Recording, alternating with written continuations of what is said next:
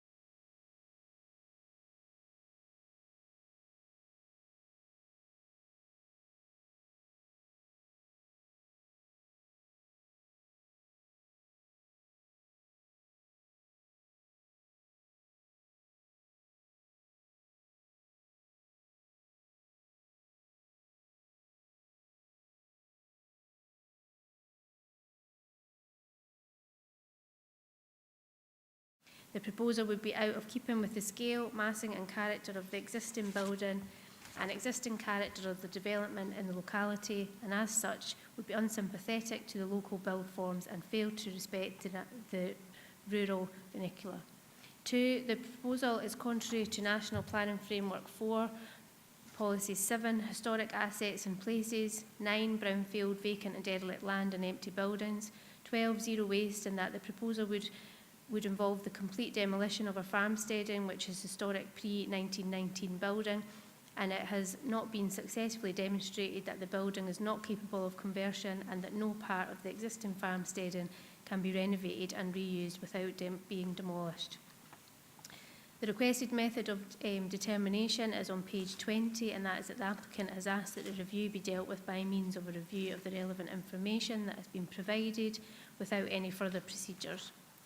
So in summary, the grounds stated in the notice of review, which is pages 23 to 87, are that the proposed development is compliant with Local Development Plan 2 policies OP2 and H3 and National Planning Framework 4 policy 17.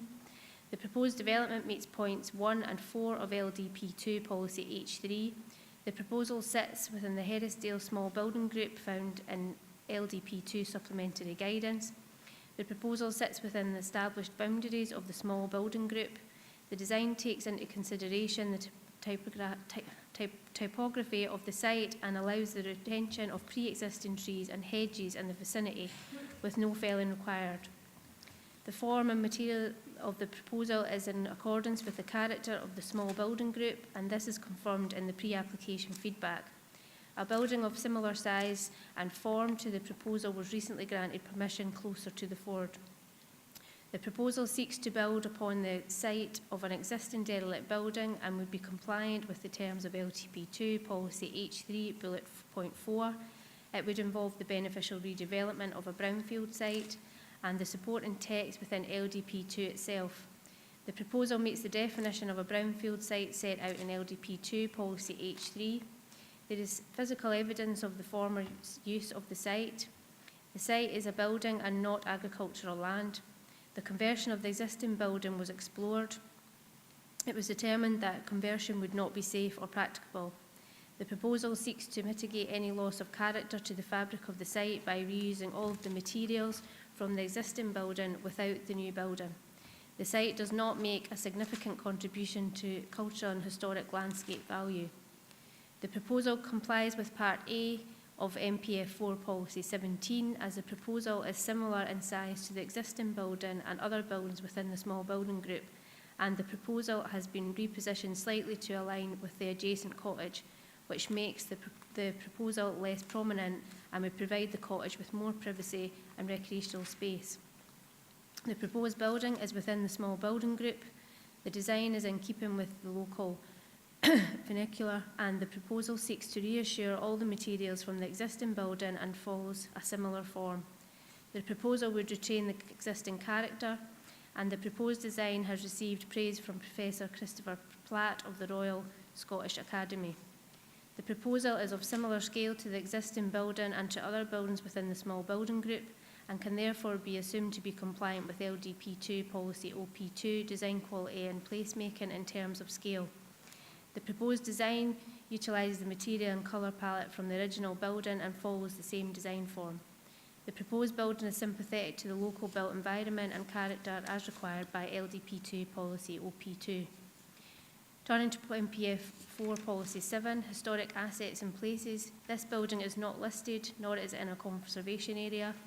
It is acknowledged that the building is pre-1919, which is a relevant date within LDP2, but which is not mentioned within MPF 4.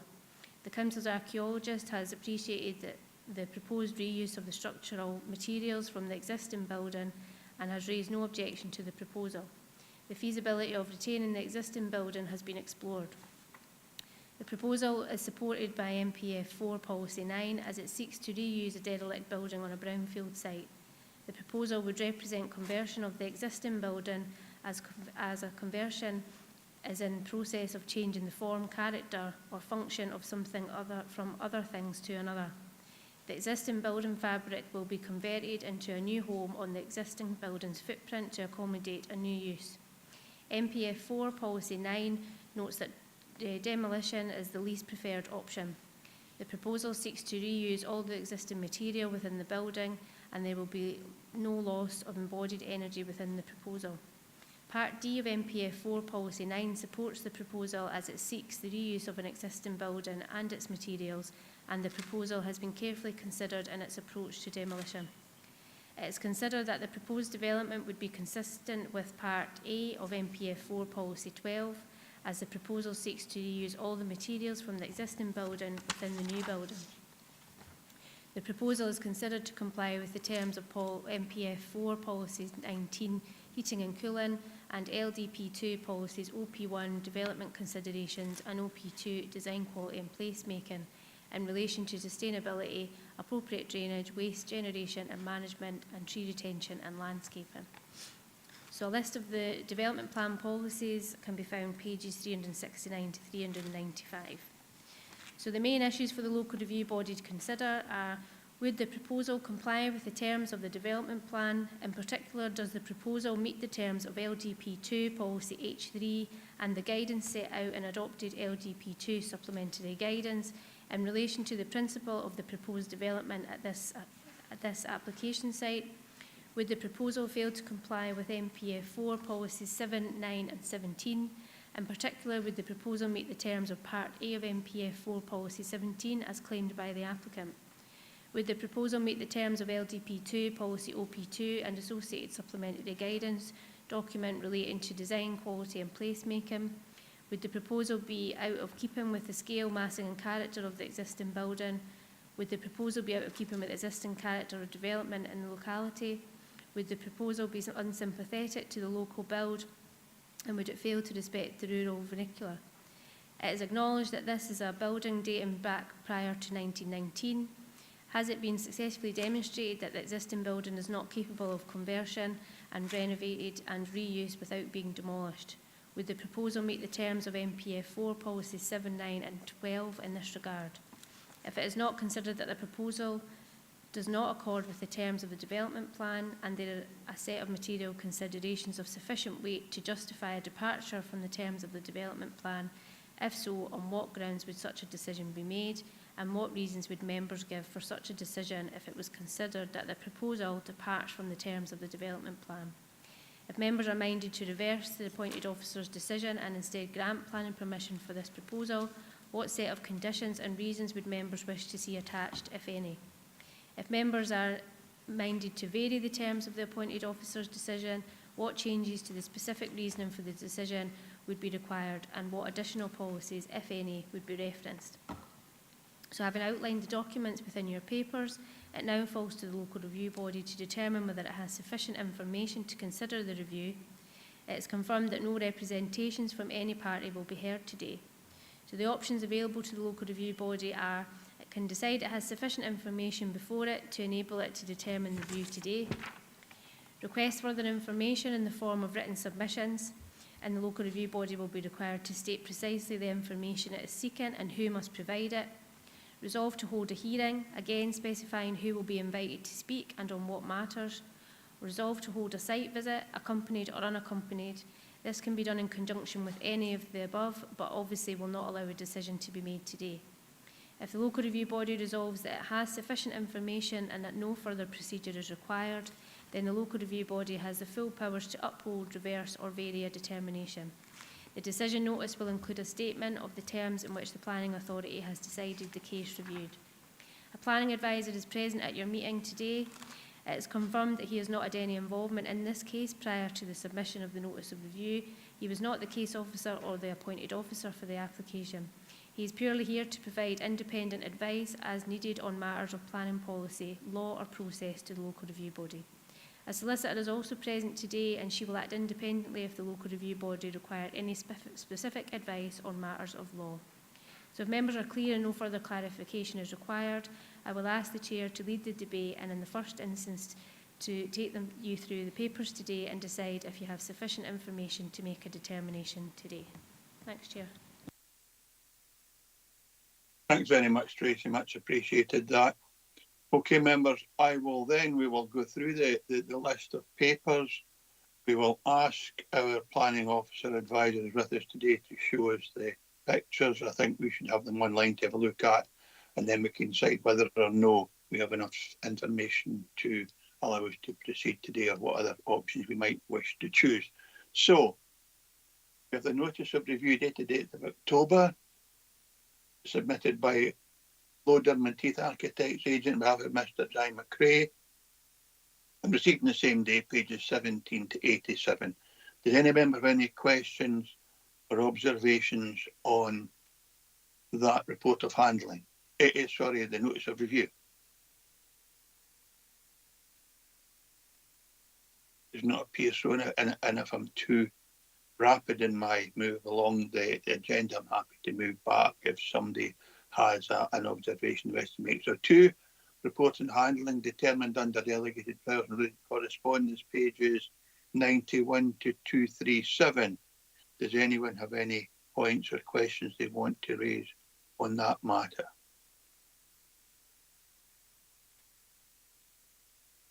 Item 3, observations of the appointed officer and the applicant's agent's notice of review, pages 241 to 245.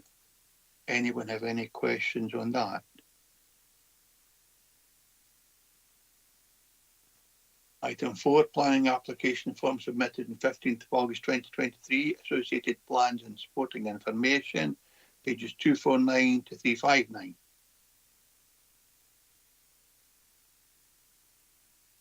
Item 5, decision letters from the Dumfries and Galloway Council dated 31st of July 2024, pages 363 to 366. Item 6, relevant extracts from the Dumfries and Galloway Local Development Plan 2 and National Planning Framework 4, pages 369 to 395. What is with the application site, which is item 7, and Chair. the locality? Yeah, who do I have? Ivor. It was Ivor, on. sorry. It's on the policies. Policy 9 of NPF 4. Development proposals for the reuse of existing buildings. Does that include demolishing them and using the stone again, or is it the actual reuse of the actual building? What's the definition that the government has sort of given us for that? I will ask our planning officer, but according to the papers, our planning officer does not consider that the reuse of stone once a building has been demolished is a reuse in suitable terms. But Robert Duncan, can you help us with that, please? I think when I've looked at the papers in this regard, there was a structural assessment report submitted by the applicant's agent on the 9th of November, and that appears on pages 133 to 150 of your papers. Now, when I look at that, there was a phrase in that which basically covered what the situation was with the existing building. And I'll just get the exact page number for you. So it's on page 139. So it's the structural assessment report submitted by the agent, and it says on page 139, in conclusion is a summary of the key findings and recommendations of the assessment and report. The first bullet point is the building is currently in a stable condition. Secondly, conversion of the current buyer for residential development would not be financially practicable. Conversion of the current buyer would not be supported by CDM 2015, which I think is a technical standard, and the current structural form is not practical for conversion to a modern dwelling. So it basically says it's recommended any redevelopment of the current site at Heddesdale Farm should include removal of the current structure and repurposing of the materials.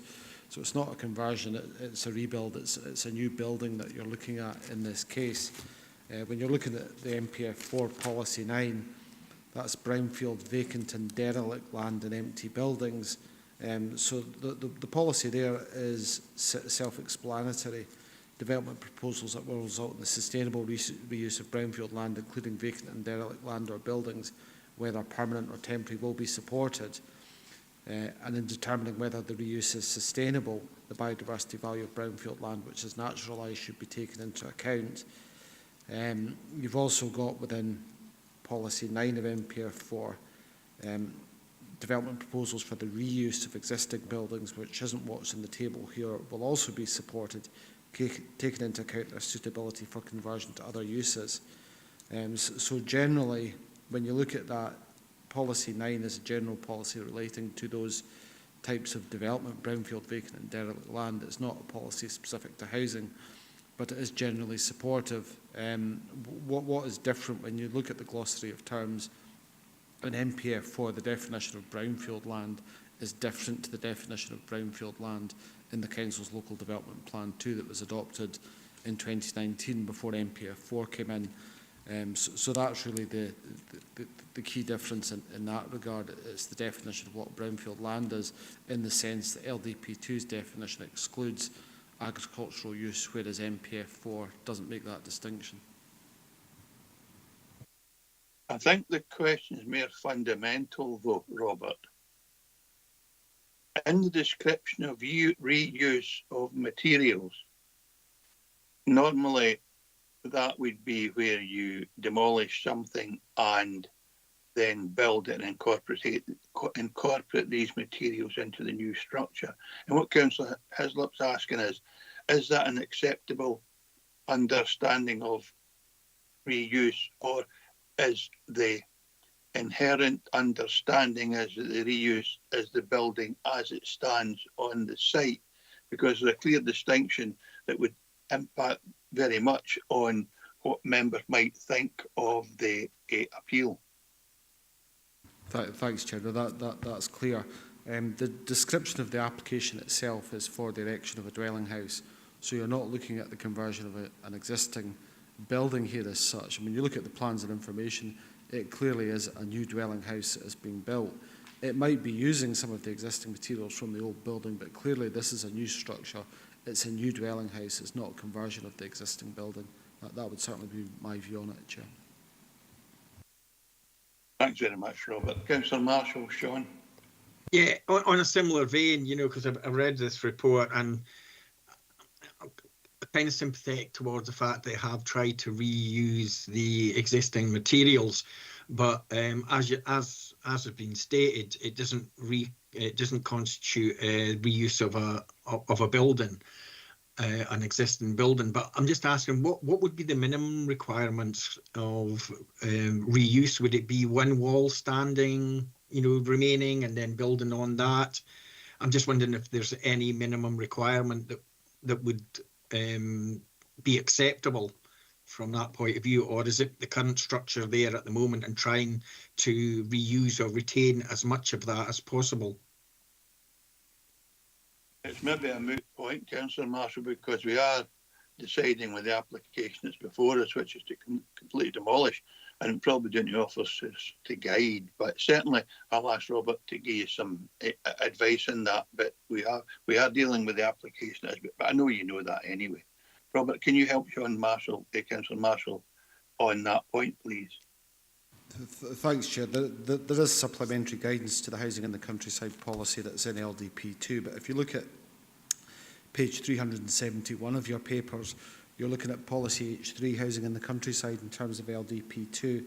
The last bullet point at the foot of that page is suggesting if development meets the criteria of converting a traditional building, that then in principle the council is supportive of that proposal if it's in the countryside, which this is. So conversion of a traditional building is considered to be appropriate. You have to basically demonstrate that the proposal is structurally sound in that case, and that's covered in supplementary guidance. And they've done their kind of structural assessment. The structural assessment suggests that the building isn't structurally sound to do a conversion. The other thing you've got is MPF 4 policy is relevant to housing in the countryside too. So you're looking at MPF 4 policy 17 as well. So that's on pages 381 and 382 of your papers. And again, if you're looking at part A of that policy, point 3 is supportive of the reuse of a redundant or unused building. There are also requirements in terms of how you would expect that to look. So you would expect the traditional kind of character, appearance, materials of the outcome to be reflected so that it's kind of continuing use of a building in a form that's considered to be appropriate and doesn't detract from the kind of character of the surrounding area or the site itself. Thanks, Robert, and thanks, Councillor Marshall. So these points have been addressed. We go back to 7 photos of the application, site and Chair. locality. Sorry, Chair. Councillor Hislop's wanting to come in. Oh, sorry, Councillor, I didn't see that. Councillor Hislop. Chair, it still doesn't answer the question. Right, if NPF 4 has precedent over LDP 2 or vice versa, well, what's the definition of conversion and reuse? If I convert a plastic milk bottle into a chair, I've converted it from one thing to another. If I've also reused that material. So if you're using the same material, does that count as conversion and reuse? What is the legal definition that we are working with here from the government? Because that's the point. If you actually read the one on 389, it's quite contradictory, if I can find it again. Oh, sorry, 379. Development proposals for the reuse of existing buildings, demolition will be regarded as the least preferred option. Well, that would suggest to me they want you to use the building that's there, but then they're saying, well, you can knock it down as well, which is contradictory in my view. So what is the legal definition, if we're applying that policy of reuse, conversion, etc.? I will ask Robert Dunn to try again, and then I'll ask our legal advisor. But my understanding is that reuse is different from the using the existing structure, because the structure will not be created, the new structure will not be created the same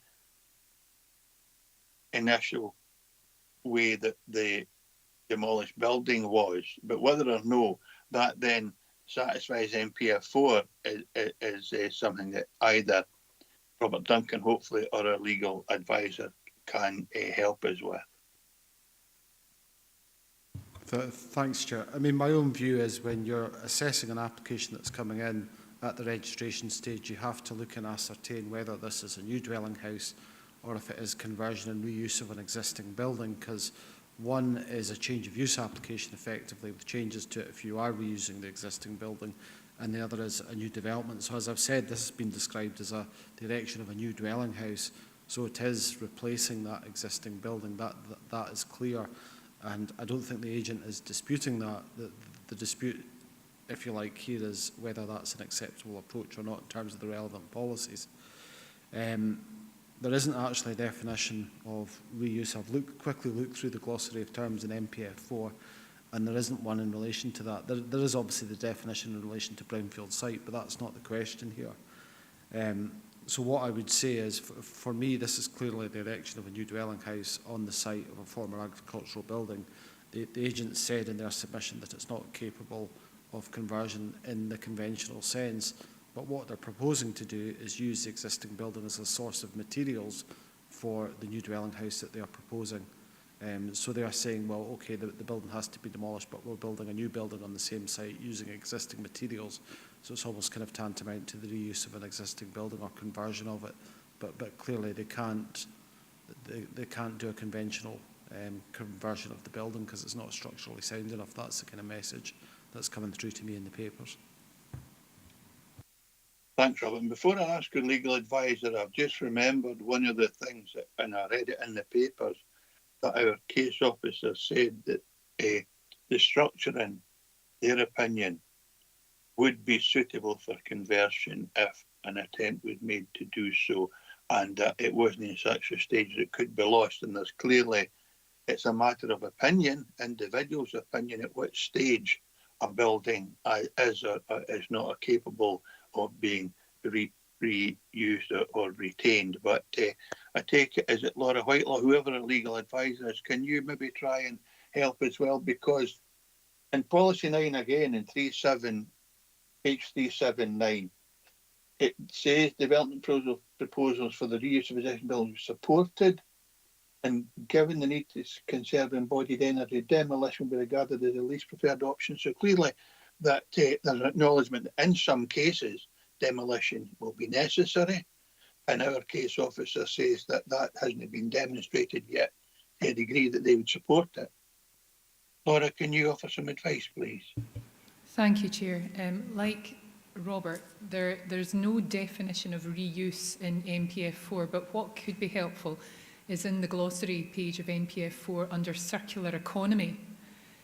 It says that a circular economy is one that is designed to reduce the demand for raw materials and products, to encourage reuse, repair and manufacture by designing products and materials to last as long as possible in line with the waste hierarchy. Now, the reason why I mention that is because reference has also been made to MPF Policy 12. Now, in NPF 4, at their glossary, they actually have a picture of the waste hierarchy. and it shows that the first tier in the waste hierarchy is to try and prevent waste. Then the second is prepare for reuse. If you cannot prepare for reuse, then recycle.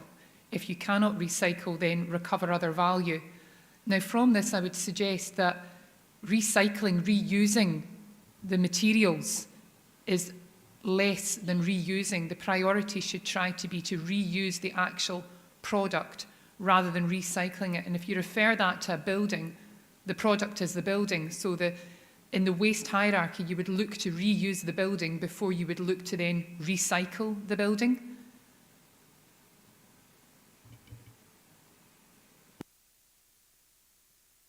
Thanks, Laura. That's really helpful, and hopefully that assists you somewhat, Councillor Hislop. Yes, thank you. That was very helpful. The definition between reuse and recycle, it accords with what I thought. Thank you so much. Okay, then we're going to see the photos of the application site and locality just a minute, pages 399 to 410. And then we have the grounds for refusal, pages 364 to 365. And then we go into the request, method of determination and ground stated notice of review and the summary. So, Robert, at this stage, can you take us through the photos of the locality, please? Or the photos that we have to hand? That's absolutely fine, Chair. What I'm about to show, there's 20 photographs today on this item. They replicate what you've got in your papers on pages 399 to 410. What you might find useful as a reference point would be the aerial photographs supplied by the applicant on pages 271, 274 and 275 of your papers, because it gives some kind of context to the site. You'll see that the site is adjacent to the B794 public road, which connects Dalbeattie with the Hoch of Ar to the north. The application site is on the east of that road. On the other side of the road, you've got the River Ar, you've got the ford itself, and you've got the Moat of Ar to the west as well, which is quite a prominent landscape feature. So I haven't visited the site. These are the pictures that have been provided by the case officer, so I'll just go through them just now. This is the application site seen from the southwest. You can see the building on the left-hand side there. The southern elevation of that building. The southwest gable, this is looking northwards. The eastern side of the southern elevation of that building. The middle section of the agricultural building seen from the southeast. And this is looking southwest from the site. So that's towards the ford, which you can see in the middle of that picture. Neighbouring dwelling, Herrisdale Farm Cottage, is here in the background, so you've got the building there in the foreground, which is the subject of the application. The existing agricultural building seen from the north. And again, this is panning slightly around to the right from the previous viewpoint, again from the north. And this is the northwestern elevation of the existing building. As is this is northwestern elevation, slightly panning to the left, and then a further picture of that same elevation to the northwest.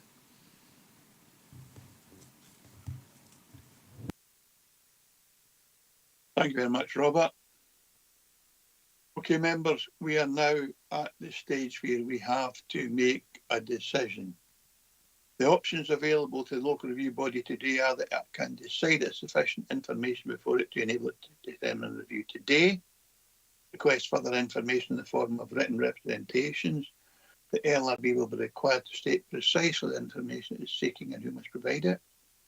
Resolve to hold a hearing, again specifying who will be invited to speak on what matters, or resolve to hold a site visit, accompanied or unaccompanied. This can be done in conjunction with any of the above, but would obviously not allow a decision to be made today. If the local review body resolves that it's sufficient information and that no further procedure is required, then the local review body has the full powers to uphold, reverse or vary a determination. The decision notice will include a statement of the terms in which the planning authority has decided the case reviewed. So, members, do we have enough information before us to make a determination today?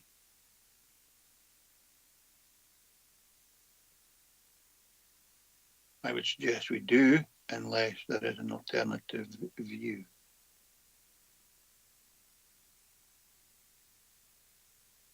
We'll take silence as acknowledgement that every member has enough information before them to make a determination today.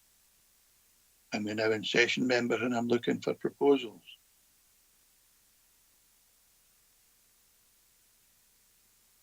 And Councillor Marshall, do you still wish to speak as that a previous request? No, I've already spoken, thanks. Brilliant. I thought it was in chat. So, okay then, in the absence of any proposals, I would move that we uphold the case officer's decision and refuse the appeal on the terms set out in the case officer's recommendation or decision to refuse.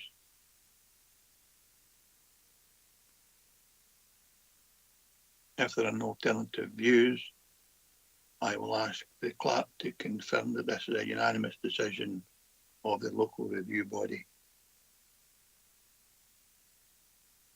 Tracy, can you confirm the decision of the local review body, please, in terms of agenda item 4?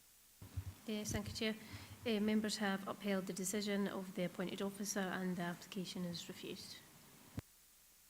Thank you very much, Tracy. Move on to agenda item number 5, former Kirkcudbright Creamery, Kirkcudbright. Refusal of planning permission for siting of 32 storage containers with associated parking, setting of welfare units and staff and visitor parking, information of hard standing, erection of a 1.75 metre high boundary security fencing, and double gates and landscaping to form self-storage facility, partial retrospective, reference number 23/1600 full. And again, we have the notice of review. Tracy, do you take us through this or do I just proceed? I can take you through, Chair. Please do. Thanks. So members have got the notice of review dated the 28th of October 2024, on pages 417 to 429 of your papers. You've then got the report on handling and related correspondence, pages 433 to 490. Got the observations of the appointed officer on the applicant's agent's notice of review on pages 493 to 495. Comments of the applicant on observations of the appointed officer, pages 499 to 500. Plan application form submitted on the 28th of July 2023 with associated plans and supporting information on pages 503 to 529. Decision letter from Dumfries and Galloway Council dated the 30th of July 24, pages 533 to 536.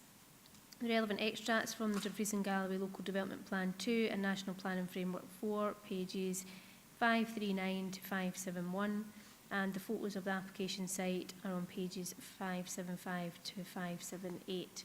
So the grounds for refusal on pages 534 to 535 are that 1, the proposed use of the site for Class 6 storage and distribution purposes would be contrary to the strategic objectives of Dumfries and Galloway Council Local Development Plan 2 and Policy H1 Housing, Land and Associated Housing Site KBT H202 in particular, and National Planning Framework 4 Policy 16 Quality Homes, in that it would involve the removal of a significant part of an allocated housing site for a business and industrial use.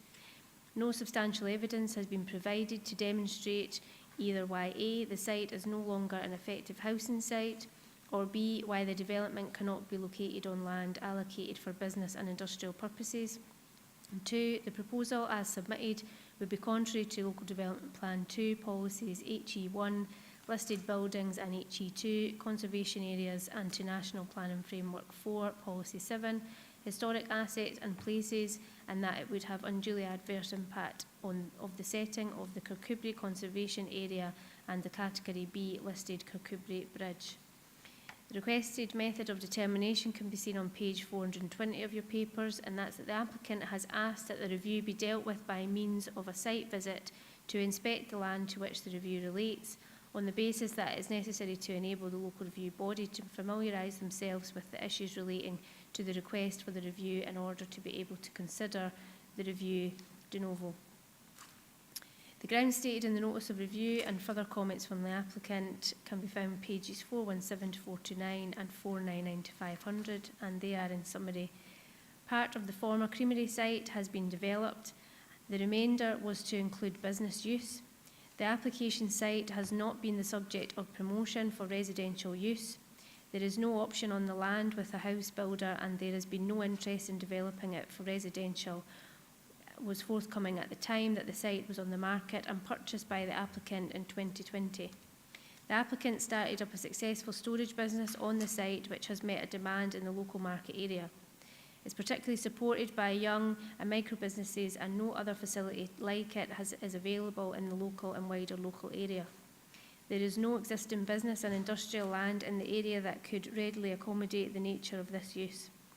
Whatever site was selected, there would always have been a requirement for a planning justification. The site that has been selected was the most desirable in the hierarchy of land, a derelict brownfield former industrial site, having been part of the creamery and with good access and connections to the community in which the use on site serves. The site is adjacent to the River Dee. The negative impact on the floodplain provides policy conflicts today. That does not exist in the same level of focus as 2019 at the time that the LDP2 was adopted. The policy context of MPF 4, the Council would find it incredibly challenging to allocate the site as residential without a flood risk assessment having been undertaken, an appropriate risk and mitigation investigation in order to ascertain whether the site was effective as a housing site. There are arguably more effective sites in Kirkcudbright for residential development. The applicant has had a flood risk assessment undertaken, but was not given the opportunity to lodge this as part of the application. Had the officer seen the site and the flood risk assessment, the outcome may well have been different. The local review body is asked to consider this submitted flood risk assessment and the typography of the site as material to its decision. The temporary and reversible nature of the use proposed should be considered. The use as storage on site is not an industrial one, but as a Class 6 use, as acknowledged in part of the reason for refusal 1. However, the reason for refusal number 1 goes on to talk about industrial. There is no industrial activity on the site. It has been requested that the following points are considered. If the businesses were not based at this site, where would they be located? It's likely that many would move out of the town. If a derelict site cannot be utilised to the benefit of the local community while awaiting a private development, then it is to sit vacant and derelict until a private developer comes along with an application. The local review body may want to consider a permission for a limited time period of 5 years. What mitigation may the LRB require for this use on site?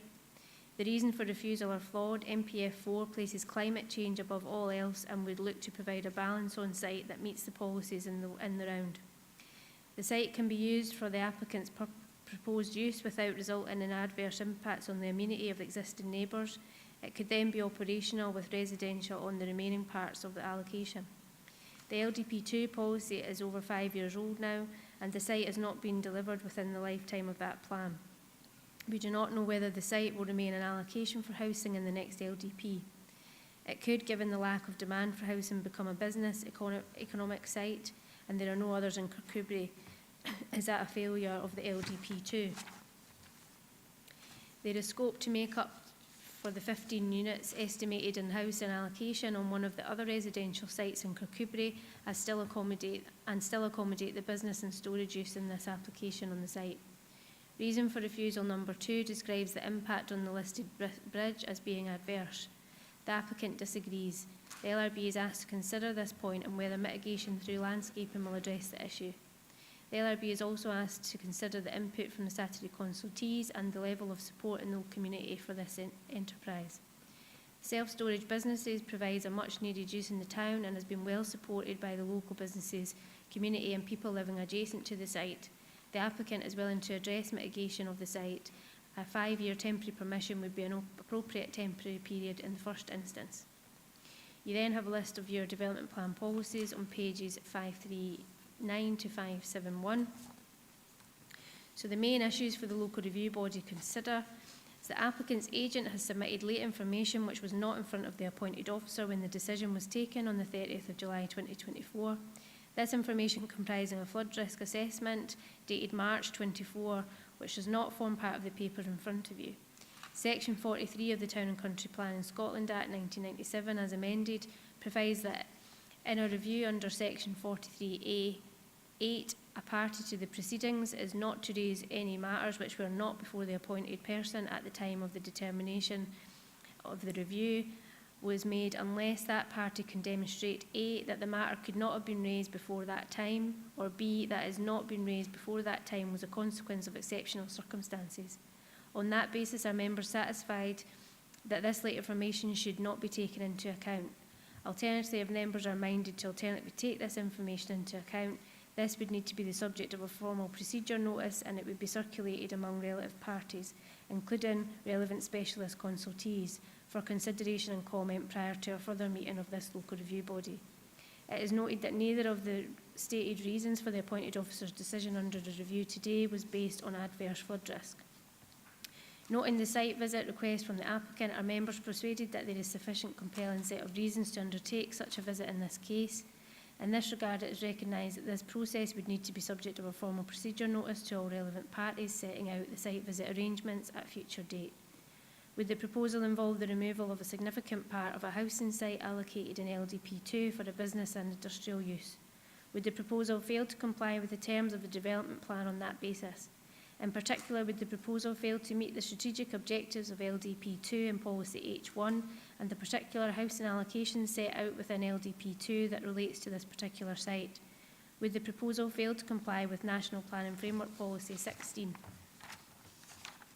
Do members agree that no substantial evidence has been provided to demonstrate that either A, the site can no longer be considered to be an effective housing site, or B, the development could not be located elsewhere on land allocated for business and industrial purposes? Would the proposal have an unduly adverse impact on the setting of the Kirkcudbright Conservation Area and the Category B listed Kirkcudbright Bridge? Would the proposal fail to comply with the terms of the development plan on that basis? In particular, would the proposal fail to accord with the terms of LDP2, Policies HE1, listed buildings, and HE2, conservation areas, and NPF4, Policy 7? If it is considered that a proposal does not accord with the terms of the development plan, are there a set of material considerations of sufficient weight to justify a departure from the terms of the development plan? If so, on what grounds would such a decision be made, and what reasons would members give for such a decision if it was considered that the proposal departs from the terms of the development plan? Members are minded to reverse the appointed officer's decision and instead grant planning permission for this proposal. What set of conditions and reasons would members wish to see attached, if any? Members are instead minded to vary the terms of the appointed officer's decision. What changes to the specific reasoning for the decision would be required, and what additional policies, if any, would be referenced? So, having outlined the papers, members have the same options as the previous item, and that is to decide that you have sufficient information before you to determine the review, request further information in form of written representations, with the local review body requiring to state precisely what the information is and who must provide it. Resolve to hold a hearing, again specifying who is invited to speak and on what matters. Resolve to hold a site visit, accompanied or unaccompanied, which can be done in conjunction with any of the other options, but would not allow a decision to be made today. And if the local review body resolves to have sufficient information and no further procedure is required, then the local review body has the full powers to make a determination. The decision notice will include a statement of the terms in which the planning authority has decided the review. The planning advisor is still present, and he has not had any involvement in this case prior to submission of the notice of review and was not the case officer or the appointed officer. He is here purely to provide independent advice as required on planning matters of policy, law or process, and your solicitor is still present today, and she will act independently if the local review body require any specific advice on matters of law.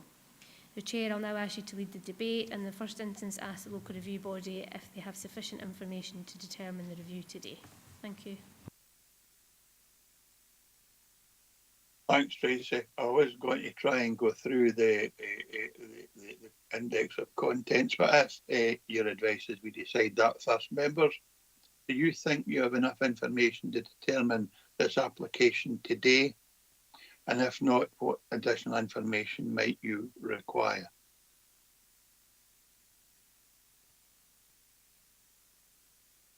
Again, I'm content that we can proceed today, and we could if necessary, amend that decision once or that recommendation once a debate is undertaken.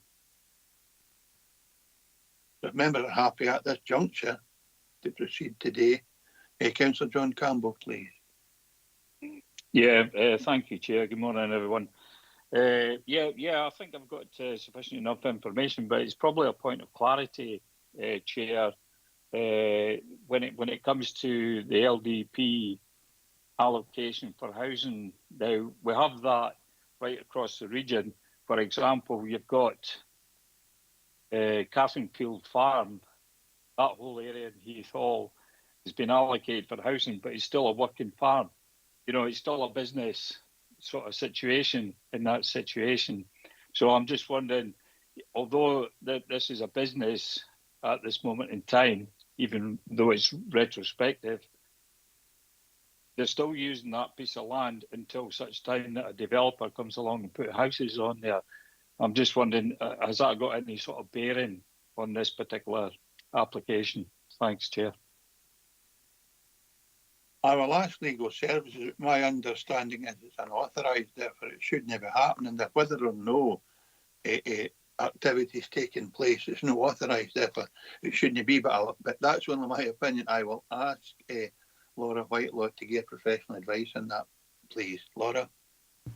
Thank you, Chair. My understanding from reading the papers is that this site was a former creamery and that was levelled, and it's been since then that the developer has placed the trailers and other objects onto it without authorisation.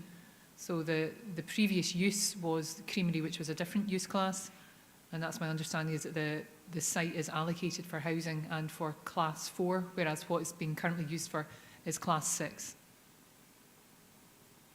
Thanks, Chair. Yeah. Yeah, so the differentiation is really between the class use from 4 to 6. Yeah. Okay, thanks. Are you content with that, Councillor Campbell? Yeah. Yes, content with that, Chair. Thank you. Thanks very much. Okay, members, if there are no other observations and we are content at this juncture to proceed today, I'll use the index of contents.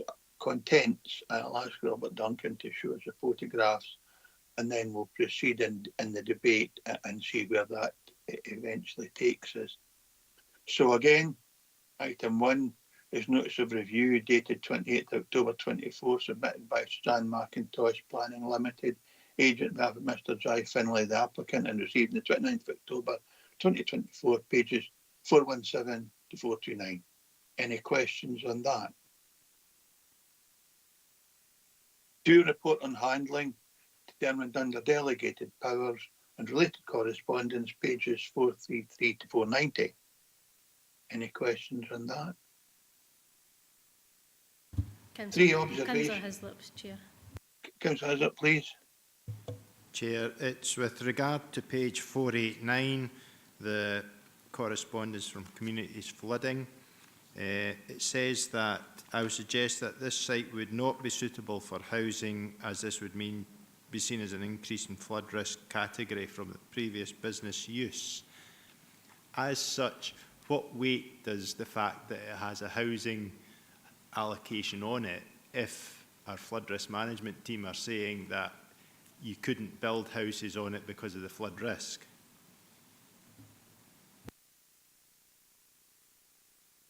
Robert first, please, and then Laura. Thanks, Chair. Grateful for the question. I think page 489, the response there from the community's flooding team leader is crucial to this case. I mean, you'll see they are concerned about the existing site. The existing site, as you've noticed, is in LDP2. It's an allocated housing site. The situation in relation to flood risk assessment standards have changed since the introduction of MPF4. And also MPF4 policy 22 is requiring a different approach in relation to how that is looked at. So if you like, the situation as it was when LDP2 was adopted in 2019 has changed slightly by MPF4. There is an LDP3 in preparation at the moment in a draft form, but that's at quite an early stage as I understand it. But that will be something that needs to be looked at then. But the fact remains this is a housing site. That response on page 489 is suggesting that an FRA could be submitted and it would look at different things. Now, I haven't got clarification of this at any point, but I suspect, given that you're looking for two other reasons, unrelated reasons for refusal in this case, I think the case officer's taken the decision not to seek an FRA, because even if it was provided and even if they could find a solution to that issue, it would still have, been a negative outcome to the planning application. So on that basis, I don't think it's been asked for. But certainly it's something that will need to be taken into account if that comes forward as a housing site in LDP3. But it does remain the situation that in terms of LDP2, it is an allocated site. There maybe is a solution to hand there, if you like, in relation to that flooding issue that's been identified, but we won't really know without additional technical information, which isn't in front of you today. Just for clarity, I know anyway, that because it says it in the papers elsewhere, that the recommendation, decision by the case officer to refuse this application was for two reasons other than flood risk assessment. So, and a flood risk assessment required, as you say, should an application for housing come on in the future. Laura, can you just clarify any other matters that relate to this inquiry by Councillor Hislop, please? Chair, I have nothing further to add from what Robert said. Thank you. Are you content with that response, Councillor Hislop? Yes, it's just if it was going to get challenged legally, does that reason for refusal have any weight? But I suppose if it's in the LDP2 and there might be some work that you could do in it to get it through, but it was just that case. Might not be against the recommendation, but I don't know if that's a suitable reason for refusal. If it's not a suitable site, that was my kind of reasoning for asking the question. Thanks, Councillor Hislop. I think the point that Robert Duncan made quite clearly is the reasons for refusal are two, and neither of them relate to flood risk assessment. So I think in the normal planning process, if a refusal is submitted and or a refusal is made and a further application comes in, the applicant could then address some of the issues raised, and when the issues raised by the applicant themselves is flood risk assessment. So we can never say we wouldn't accept a different application for this site. We're simply considering the current one in its current status. Is that all right with you? Yes, thanks. Thanks, Councillor. I can see you nodding. Okay. So that was the report on handling A2. 3, the observation appointed officer and the applicant's agent notice of review, pages 493 to 495. 4, comments on applicant on observations of the appointed officer, pages 499 to 500. 5, planning application form submitted 28th of July 2023, associated plans and supporting information, pages 503 to 529. 6, decision letter from the Frees and Galloway Council dated 30th of July 2024, pages 533 to 536. 7, relevant extracts from the Frees and Galloway Local Development Plan 2 and National Plan Framework 4, pages 539 to 571. And 8, photos of the application site and locality, pages 575 to 578. So, Robert, at this juncture, can you just put up the photographs, please, of the application site? Thanks, Chair. Happy to do so. Again, these pictures have been provided by the case officer to me with the captions. I haven't gone out and done a site visit directly myself, but I know where the site is, obviously. So the first view is a view of the application site from the opposite bank of the River Dee. So this is the eastern side of the River Dee, and you can see Kirkcudbright Bridge on the left-hand side, which is listed. You've got a closer view of the application site. This is looking north from its southern boundary. And then you've got a view from category B listed Kirkcudbright Bridge. You can see it there on the left-hand side with the arched features. And then a view of the northern boundary of the application site with the housing near Merse Road behind it. And it's probably worth mentioning that was part of the former Creamery site as well. This is a view showing the existing vegetation along the northern application site boundary. And then you've got a view of the remainder of LDP2 housing site KBT.H202, and this area is out with the application site.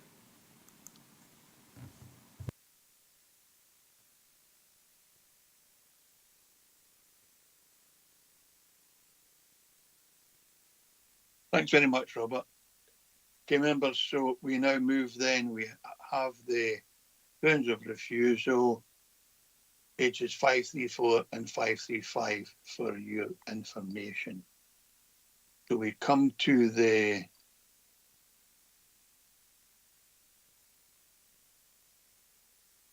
options available to the local review body today, and our clerk has already read out what they are. I believe we have enough information to determine this review today, although the applicant's agent has asked for a site visit. So I'm content with deciding this day without need for a site visit, but I'm happy to take any of you members may have.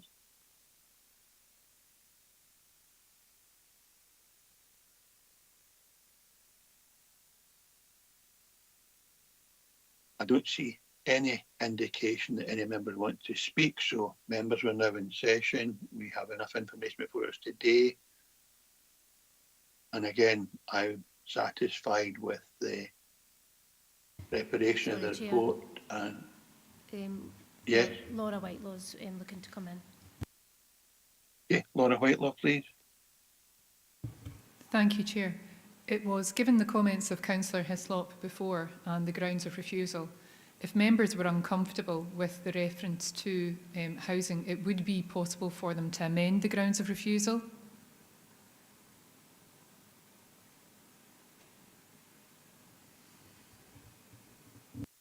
Thanks, Laura. Yes, I think it was more about how the housing would feature in a flood risk assessment when the applicant's saying that that would not sit comfortably with his assessment, and I don't think it would. I think it would simply cause confusion if we did such a thing, but again, it's in the gift of members. Unless you're saying that what we're about to decide is not safe.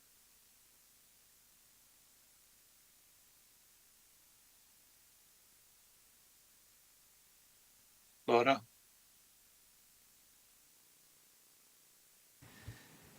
My hesitancy, Chair, is, as Councillor Hislop says, one of the grounds is that the proposed use of the site for Class 6 is contrary to the LDP2, which is correct, but as Robert noted himself, the LDP2 is somewhat dated, and it's possible that if somebody had come forward looking to put housing there, the flood risk management team might have put in an objection there.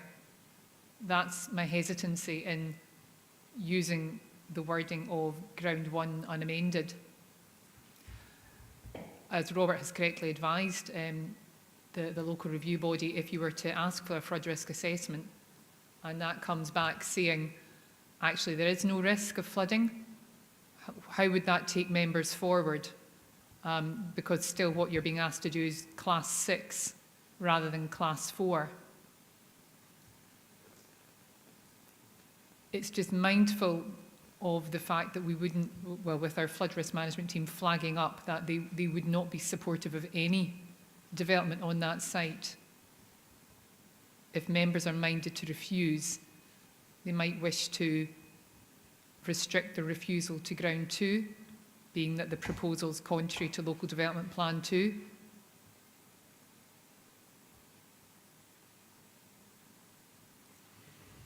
Thanks for that advice, Laura. Okay. But we are in session, so I'd be content to take the advice of our legal expert and ask that members amend the refusal and to use only the second proposal submitted would be contrary to LDP2, HE1, etc. And that would be the only grounds for refusal, but I would still support the officer's determination of this application, and I'm happy to take other members' views. Councillor Hislop, Chair. Councillor Hislop, please. Chair, happy with that advice, but could we also add in that the Class 6 would be contrary to the housing that's now built adjacent to it, whereas Class 4 might be acceptable, Class 6 would be actually in an amenity way. Is it amenity you call it? Where you're actually putting something in that could be disruptive to the current houses that have been placed on the other part of the site. I'd certainly be content with that. And again, once we get to a stage where we have a sort of consensus, I'll ask both Robert and Laura just to guide us on that. So if your proposal is that grounds of refusal are 1, proposed use of the site of Class 6 would be contrary to the strategic objectives based on Gallagher Local Development Plan and Policy H1. And are you intending that that's all we say? Or do you want to add on housing land and allocated housing site?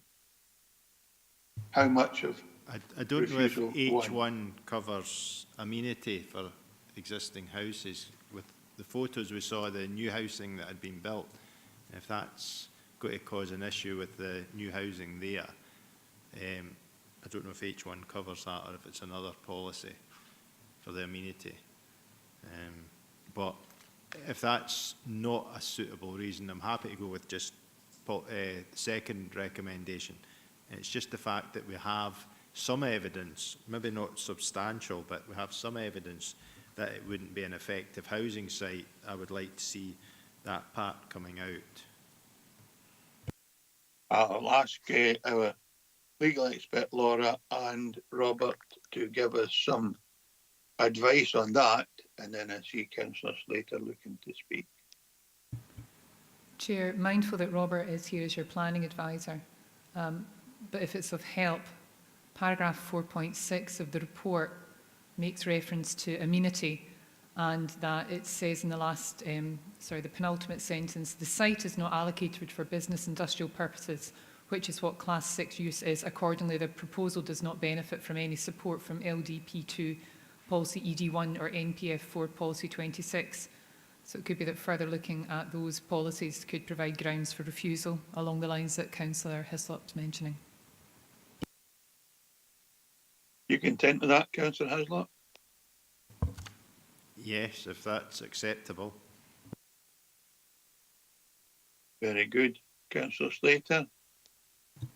Yes, Robert, regarding this land is allocated for housing and the fact that technology is moving on into the future and houses will or could be built on an area like that, as I say, as the technology moves forward.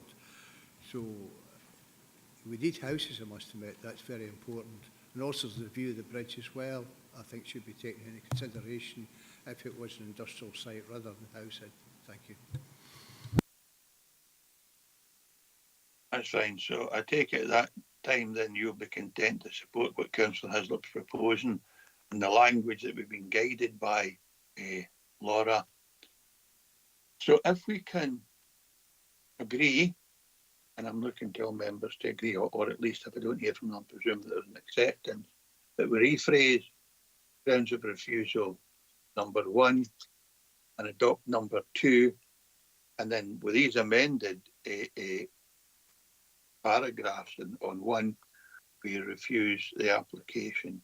It'll not be as out by the case officer, but be refused by the local review body as an amended refusal. Members are all happy with that. I will ask Laura again in her capacity as your advisor to give us the language that better sets out what it is that Councillor Hislop has suggested. Chair, would you like the independent plan advisor to just come in on what's been discussed so far? Yes, that'd be helpful. Aye, Robert, please. Thanks, Chair. It was just looking at the whole issue about potential land use conflict, which is kind of planning term for it. It's a Class 6 use, not a Class 4 use, not a Class 5 use. Class 6 is for storage and distribution. So exactly things like this, for things like lorry depots, warehouses, things like that all fall within Class 6. It's considered to be more benign than Class 5, which can be anything from a kind of steel plant to a blacksmith's workshop kind of thing. So generally more conflictual. In policy terms, LDP2 policy OP1 development considerations covers it. So part A of that policy relates to general amenity, and you've got this on page 539 of your papers. So it says development proposals should be compatible with the character and amenity of the area and should not conflict with nearby uses. And then it looks at a range of considerations arising, which may be a material consideration. I don't honestly think, my instinct with this, knowing the area and the degree of separation in the use, I don't think there's fundamental land use conflict here. But if the LRB were minded that it was and wanted that as a reason, I think you should really quote policy OP1 of LDP2, and you would be making reference to land use conflict as well. In relation to the other issue about the housing site, it's just obviously it's in LDP2 at the moment. Things have changed with flood risk. There hasn't been a flood risk assessment submitted with the case. There was an attempt to introduce one with this LRB case, but again, when I look back at the comments on page 489, it's saying under MPF4, this is a flood risk team leader, would be looking to have a neutral or betterment of the sites, the existing site, drainage or impact on coastal flooding. So it's suggesting that there may be some opportunity for betterment there and try and address the flooding issue, but that's an unknown because the flood risk assessment hasn't been sought at this stage because there are other reasons for refusal which wouldn't be overcome by its submission. So yeah, it might be something that LDP3 looks at, as Councillor Slater's kind of alluded to, because things do change, technology changes in time, policies change, requirements for flood risk assessments change too, so it's possibly something for the future. Thanks for that, Robert. I hope Councillor Hesworth's been taking note of the different policies and how he's going to phrase the inclusion of section 1, unless Robert just wants to reiterate for Laura's benefit the policies that would apply to Councillor Hislop's proposal, and we can then incorporate that in the grounds of refusal. Thanks, Chair. It's LDP2 policy OP1, which is relating to land use conflict. So that's amenity impacts, if you like. So disturbance arising from one land use impacting on another nearby that would be impacted. So it's policy OP1 in LDP2 that you would quote in that decision. Councillor Hislop, are you content with including policy OP1 and LDP2 in your refusal for refusal in section 1? Yes, I think so. Brilliant. Now, can you, for the purpose of the record, either say exactly what your suggestion for section 1 is? We're going to incorporate section 2 in its entirety in the grounds of refusal, and I'm happy to have our legal expert Laura just guide you on that, just to make sure the language is accurate for notification to the applicant. It would be based on the, if you take the first reason there, and after development plan 2 and policy, it would be OP1 housing development considerations, and it would be against general amenity, I would think, for noise for the local housing. Is that sufficient, Laura, or would you suggest some minor tidying up of that language before we conclude? I would caution against referencing to noise, Chair, because I don't think we've had any evidence in front of us as to noise being a problem. Can we keep The it land use general? conflict then? Yeah. So delete noise and add land use conflict. Would that be suitable? I mean, Chair, I hope so. And then our clerk Laura, once we've sorted this out, clerk Tracy will read out what we have decided to apply in condition 1 or section 1 of the refusal. Robert and Laura, again, before we conclude this.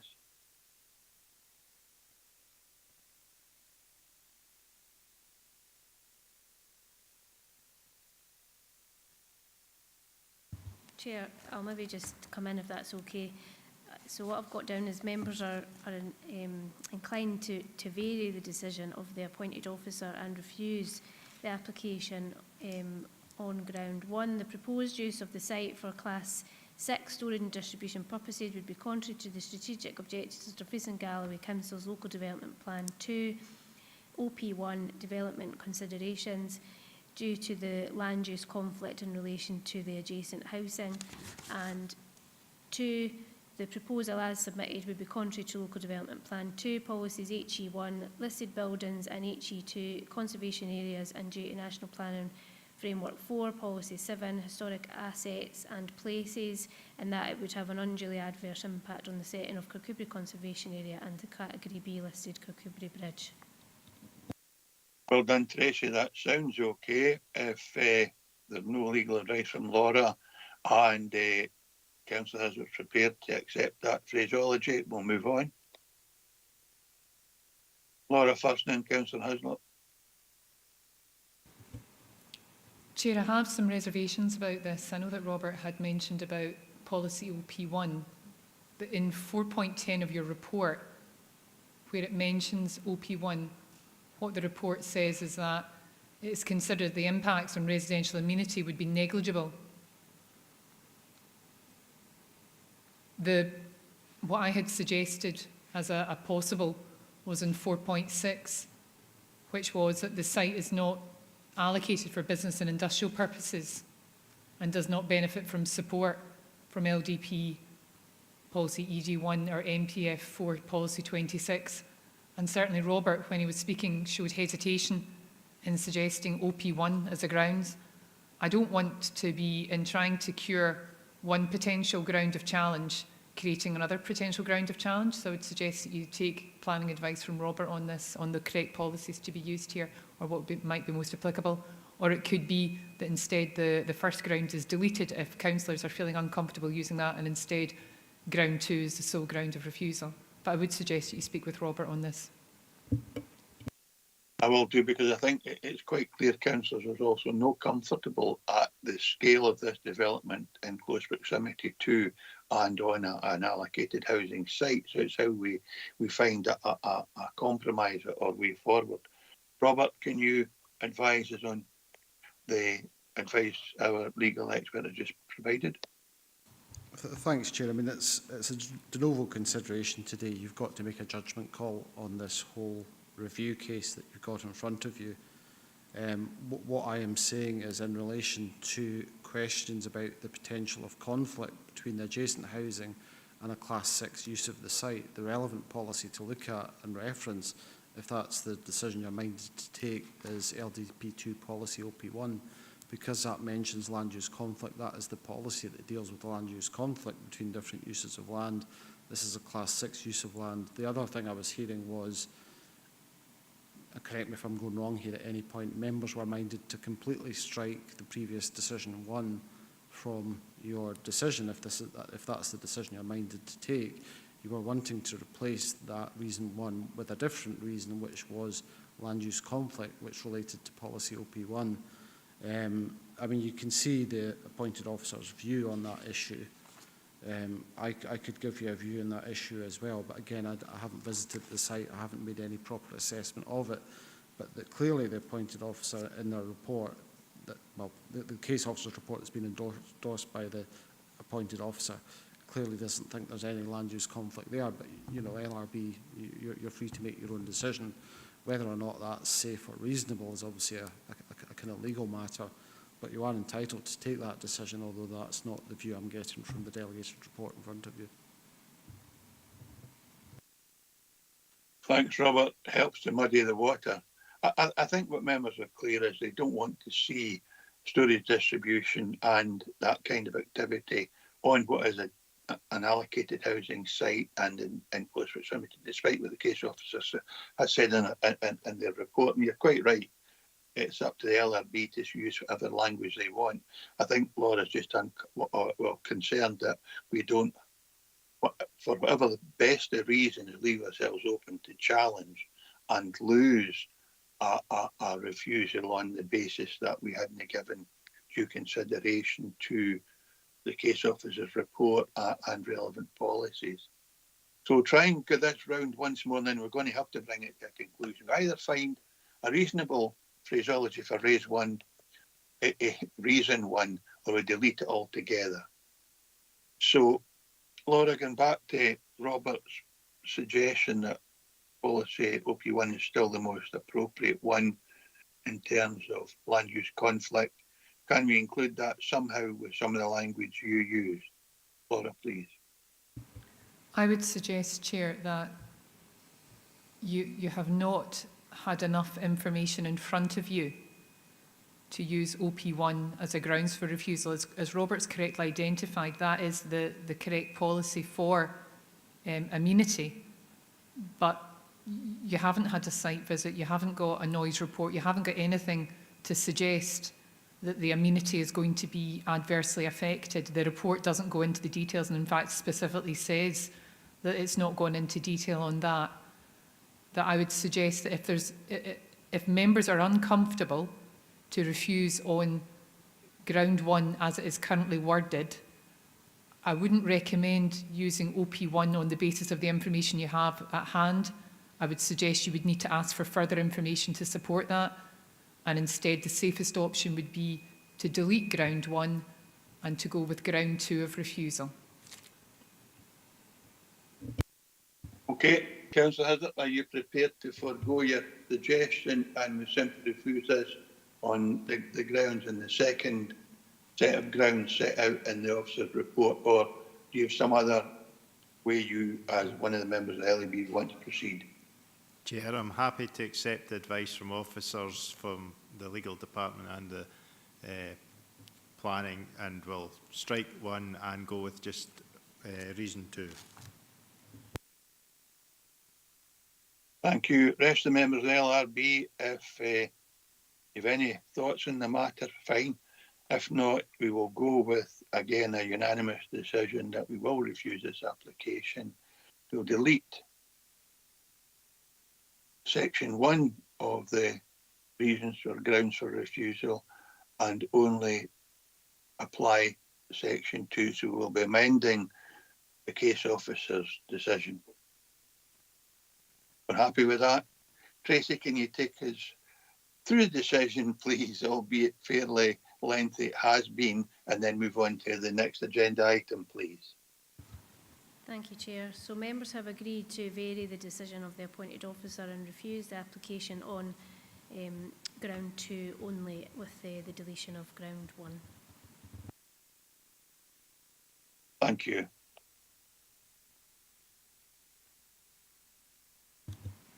I'll take you through papers for item 6 now, Chair, which is Moss End House, Dalscraith, Dumfries. Refusal of planning permission for formation of raised decked area with associated balustrade, retrospective 241895 FUL.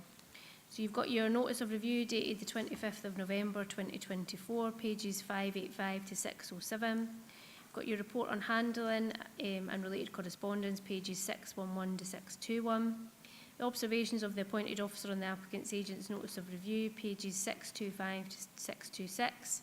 The planning application form dated the 9th of September 2024 and associated plans is on pages 629 to 637. Decision letter from Dumfries and Galloway Council dated the 22nd of October 2024 is on pages 639 to 642.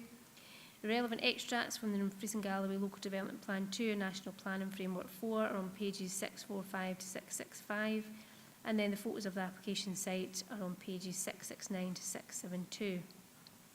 So the grounds for refusal can be found on page 640, and that is that the application is considered to be unacceptable in design by virtue of being inappropriate in scale, which is overly large and out of proportion with the host dwelling, contrary to LDP2 policies OP2 and H8, MPF4 policies 14 and 16, and the design, quality and placemaking and alterations and extensions to dwellings supplementary guidance. The requested method for determination on page 588 is that the applicant has asked that the review be dealt with by means of a review of the relevant information that has been provided without any further procedure. The grounds stated in the notice of review, pages 585 to 607, are in summary. The applicant didn't realise that planning permission was required. The refusal seems harsh and there are no public complaints. The decking was originally put there at that size to level off the garden area. The area originally was a sloping area, and we felt that putting a decking area would be better for whoever lived in the house, especially if they were disabled. The decking area would be perfect for disabled people wanting to sit in the sun, and it would also help provide for relaxing. There is no garden to the house, so reducing the decking would limit the enjoyment that would come from it. There is no reason why the decking needs to be reduced, as it does not cause any harm to anyone. The decking size doesn't make a difference to the road, with it being a distance away, and there have been no objections from immediate neighbours. There was an old tree in the garden, and it has been incorporated into the decking rather than it being destroyed. There was an area of the decking that was included to be used as a base for the garden shed as well. Again, this shouldn't be included in the sizing of the decking. Development plan policies are on pages 645 to 665. So the main issues for the local review body to consider is, does the development comply with the terms of the development plan? In particular, does the development fail to comply with LDP2, policies OP2, H8, and the guidance set out in the relevant adopted LDP2 supplementary guidance documents? In relation to the design of the proposed development, does the development fail to comply with MPF4, policies 14 and 16? In particular, is the development unacceptable in design terms by virtue of its inappropriate scale? Is it agreed that the development is overly large and out of proportion with the host dwelling? If it is not considered that the proposal does not accord with the terms of the development plan, are there a set of material considerations of sufficient weight to justify a departure from the terms of the development plan? If so, on what grounds would such a decision be made, and what reasons would members give for such a decision if it was considered that the proposal departs from the terms of the development plan? If members are minded to reverse the appointed officer's decision and instead grant planning permission for this proposal, what set of conditions and reasons would members wish to see attached, if any? If members are decided to vary the terms of the appointed officer's decision and make reference to the relevant determining planning policies, beyond those stated within the delegated report and decision notice, what changes to the specific reasoning for the decision would be required, and which additional policies, if any, would be referenced? You have the same options available to you, that is, to decide that you have sufficient information before you to enable to determine the review today. Request further information in the form of written representations with the local review body stating precisely the information it's seeking and who should provide it. Resolve to hold a hearing, again specifying who will be invited to speak and on what matters. Resolve to hold a site visit, accompanied or unaccompanied. This can be done in conjunction with any of the other options, but would not allow a decision to be made today. And if the local review body resolves it has sufficient information and that no further procedure is required, then the local review body has the full powers to uphold, reverse or vary a determination. The decision notice will include a statement of the terms in which the planning authority has decided the case reviewed. Planning advisor is still present at the meeting, and they've had no involvement with the case prior to submission or the notice of review. They were not the case officer or the appointed officer. He is here to provide independent advice as required on matters of planning policy, law or process, and your solicitor is still present today, and she will act independently if the local review body required any specific advice on matters of law. So I'll now ask the Chair to lead the debate and consider whether the local review body has sufficient information to make a determination today. Thanks, Chair. Thanks very much, Tracy. And again, having read the report and looked at the pictures, I believe we have enough information before us to make a determination today. I'm happy if any member of the LRB has any alternative view on that matter.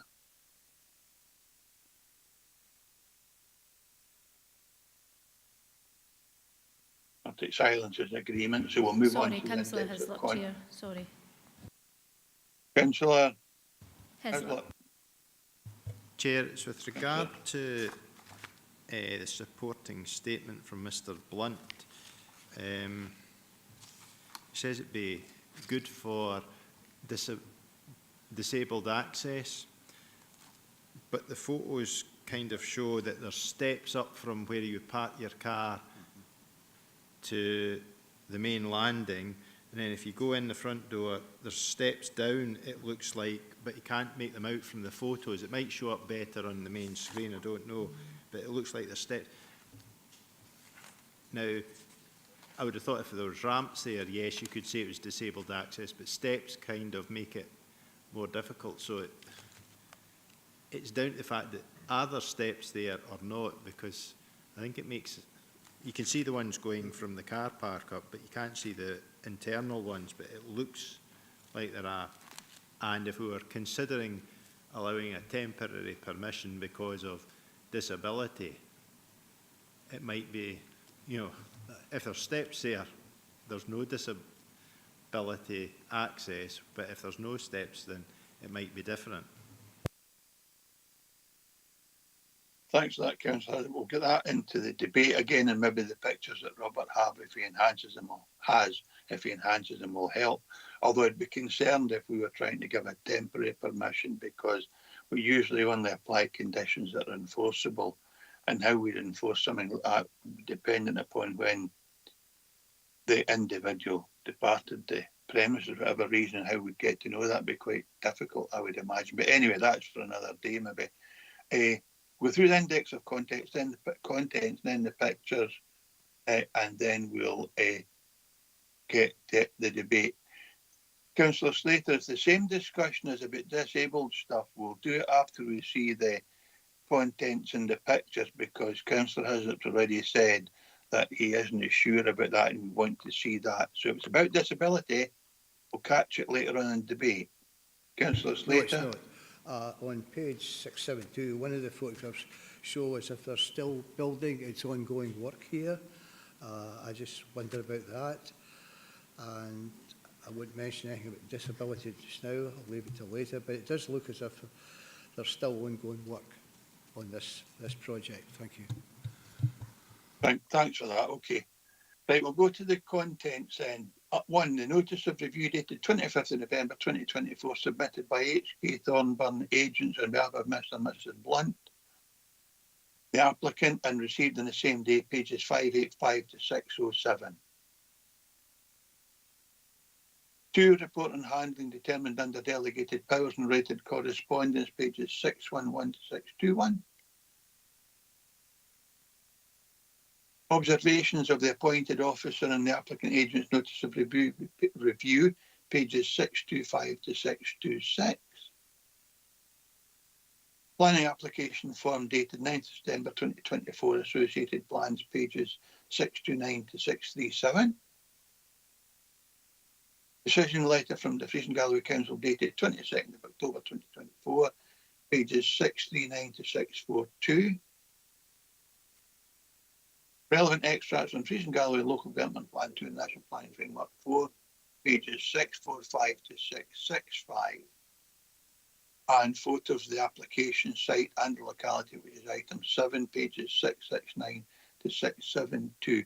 So when you take us through your photographs, Robert, which I'm going to ask you to do now, please, can you try and enhance the area where the steps might be so that members can see the issue that Councillor Hazlitt has raised? Thanks very much, and whenever you're ready, Robert. Thanks, Chair. Slightly differently, the pictures you're about to see appear in the papers already. They've been submitted by the applicants. So on pages 593 to 607, you have the same pictures as you have at the end of your papers on pages, bear with me, 669 to 672. The captions have been provided by the case officer, so I'll go through these. If it's helpful, your best reference in terms of the plan to understand the proposal is on page 635, so I might cross-refer to that while I'm going through the pictures. So the first one is showing the front and north-east elevations. You can see the decking there. It's obviously a retrospective application that's in front of you today for consideration. You've then got the north-east elevation of the dwelling house. So if you look at your plan on page 635, you can see the area. You need to move it 90 degrees, but you can see a broad area of steps indicated there with an arrow going upwards. That's the area next to the actual house beyond that screen fence. You can't really see that, but the area in the foreground is a much narrower area with, again, an arrow going up on those steps. So that shows you where that's located.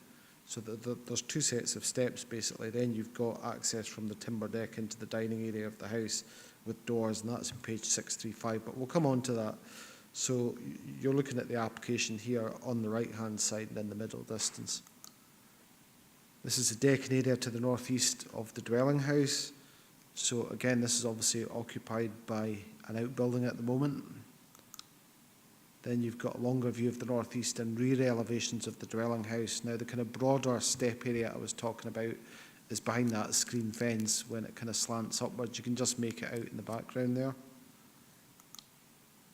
You've got some materials here, some Harris fencing and some timber, which is unrelated to the proposal. And this is a view of the rear elevation of the dwelling house, again showing the decking that's been formed there and the fencing on top. Another view of the rear elevation, you'll see some other Harris fencing. And the final picture is the southwest and rear elevations of the house. So the decking area and the fencing on the right-hand side is part of this application.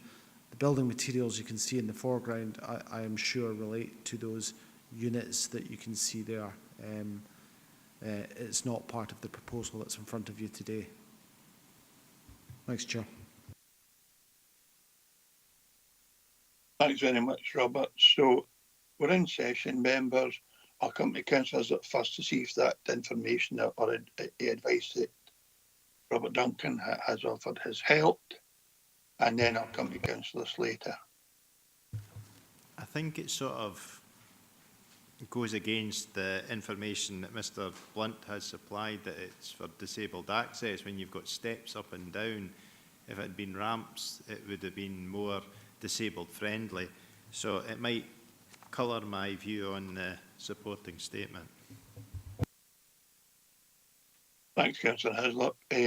Councillor Slater. Yes, thank you, Chair. On page 635 of the plan, it clearly says children's nursery. Is this going to be used for commercial or just private use? Thank you. Robert. My understanding, Chair, is the proposal's ancillary to the dwelling house, so it would be used in conjunction with the dwelling house, not the children's nursery. They're two separate things. Thanks for that. Okay, members, we're in session. Again, given the observations that Councillor Hislop has made and the information we have before us, I would propose that we agree with the officer's decision and uphold that decision and refuse the application.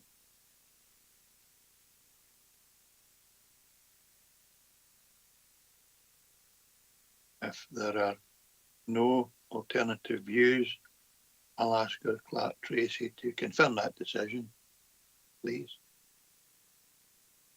Thank you, Chair. The members have agreed to uphold the appointed officer's decision and refuse the application. Thanks very much. Members, I have no other business for today. I'd like to thank Robert, Laura and Tracy for their time. Thank you for your attendance, members, and look forward to seeing you at the next meeting. Thanks very much. That's this meeting closed. Thank you.